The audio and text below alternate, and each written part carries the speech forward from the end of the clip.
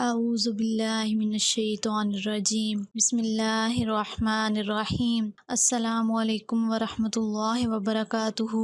معزز سامعین کرام، امید کرتی ہوں آپ سب لوگ خیریت سے ہوں گے۔ اللہ پاک آپ سب کو اپنے حفظ و امان میں رکھے، آپ سب کی تمام پریشانیوں کو دور فرمائے۔ اللہ کی ذات کسی کا محتاج نہ کرے، صرف اپنی ذات کا محتاج رکھے، آمین یا رب العالمین۔ آج جو میں عمل اور وظیفہ بتانے لگی ہوں، یقین کریں یہ بڑی مشکل سے ملا ہے۔ میرے پیر صاحب کافی دنوں سے یہ وظیفہ بتانے کی کوشش کر رہے تھے، لیکن یہ مل نہیں پا رہا تھا۔ میرے پیر صاحب نے آج تک جس کو بھی یہ وظیفہ دیا ہے اسے بہت زیادہ فائدہ ہوا ہے۔ یہ وظیفہ رزق میں برکت کے لیے ہے۔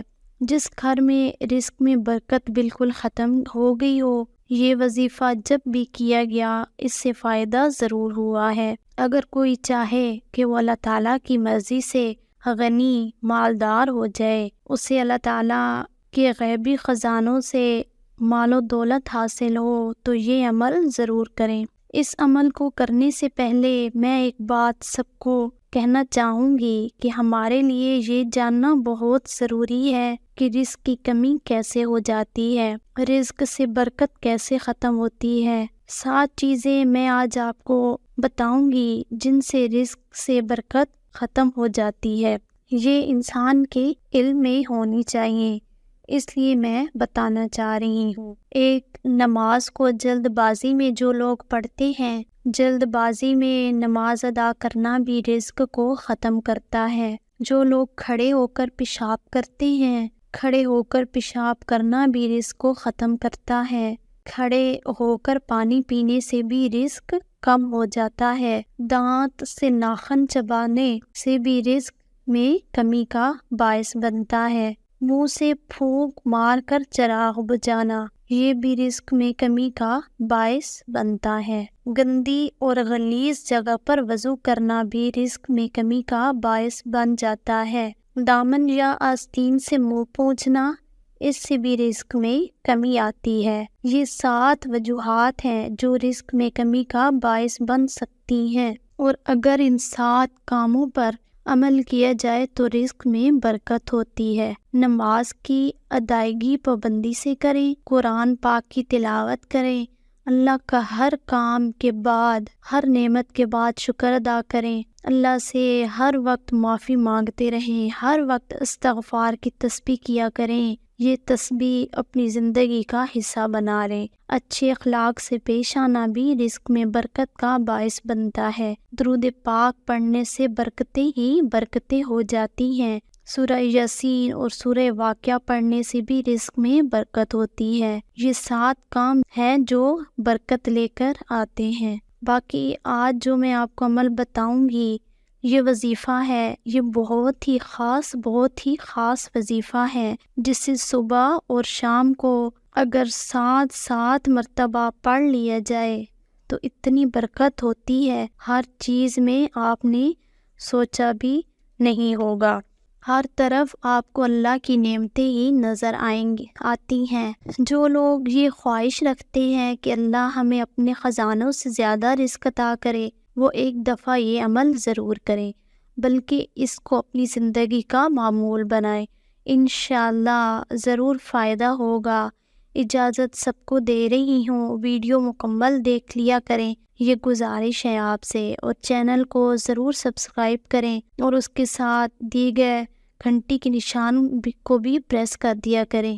جمعرات کی دعا میں اپنا نام شامل کروانے کے لیے کمنٹ میں اپنا نام ضرور لکھیں۔ یہ ایک وظیفہ ہے جو آج میں آپ کو بتانے جا رہی ہوں۔ یہ صبح 7 دفعہ پڑھنا ہے اور سونے سے قبل 7 دفعہ پڑھنا ہے۔ آپ چند دنوں میں اس کا اثر دیکھ لیں گے، کیا فرق آیا ہے اس عمل سے اور کیا بہتری آتی ہے۔ یہ وظیفہ آپ نے صبح 7 دفعہ اور سونے سے پہلے 7 دفعہ پڑھنا ہے۔ جو تنگی کا گلہ کر رہے ہوتے ہیں وہ انشاءاللہ تنگی کا گلہ نہیں کریں گے۔ اس کے ساتھ یہ عمل ضرور کرنا ہے۔ آپ سے گزارش ہے کہ جب اللہ عطا کرے، اللہ کی راہ میں خرچ بھی کرنا ہے۔ اللہ کی راہ میں خرچ کرنا یہ ایک تجارت ہے۔ کچھ لوگ ایسے ہوتے ہیں کہ اللہ رزق عطا کرتا ہے تو لوگ اس کے اوپر سانپ بن کر بیٹھ جاتے ہیں، جیسے قبر میں ساتھ لے جانا ہوتا ہے۔ تو یہ سب کچھ ختم ہے، کوئی فائدہ نہیں ہے۔ جو اللہ تعالیٰ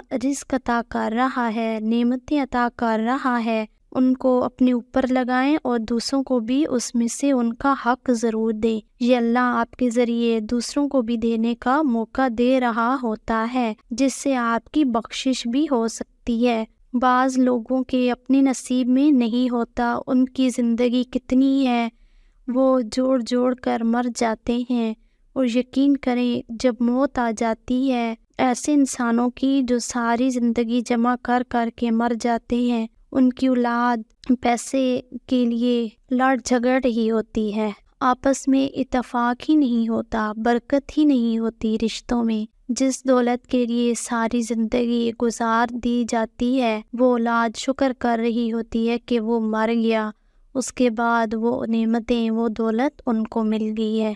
جب اللہ تعالیٰ عطا کر رہا ہوتا ہے رزق، اس کو اپنے اوپر بھی لگائیں، اپنی اولاد پر بھی لگائیں، اور اللہ کی راہ میں بھی خرچ کریں۔ وظیفہ آپ کو سکرین پر نظر آ رہا ہوگا، وظیفہ آپ کو سکرین پر نظر آنا شروع ہو گیا ہوگا، اور اس کو میں آپ کو پڑھ کر بھی ایک دفعہ بتا دیتی ہوں۔ اللہم یا غنی یا حمید یا مبدی یا معید یا رحیم یا ودود اکفینی بحلالک عن حرامک وانی بفضلک امن سواک۔ اس طرح اس کو 7 دفعہ صبح بیدار ہو کر اور 7 دفعہ سونے سے پہلے آپ نے پڑھنا ہے۔ لازمی یہ روزانہ کا معمول بنانا ہے۔ اس کو بہتر ہوتا ہے ناغنا کیا جائے۔ جب اس سے فائدہ نظر آتا ہے تو جو لوگ یہ وظیفہ کر رہے ہوتے ہیں وہ خود ہی ناغہ نہیں کرتے، اس کے فوائد خود ہی وہ اپنی آنکھوں سے دیکھنا شروع ہو جاتے ہیں۔ باقی امید کرتی ہوں میرا وظیفہ آپ کو ضرور پسند آیا ہوگا۔ ویڈیو کو پورا دیکھا کریں، اور جس طریقے سے عمل بتایا جائے اس کو بالکل اسی طریقے سے کیا کریں تاکہ آپ کو عمل کا فائدہ ضرور ہو۔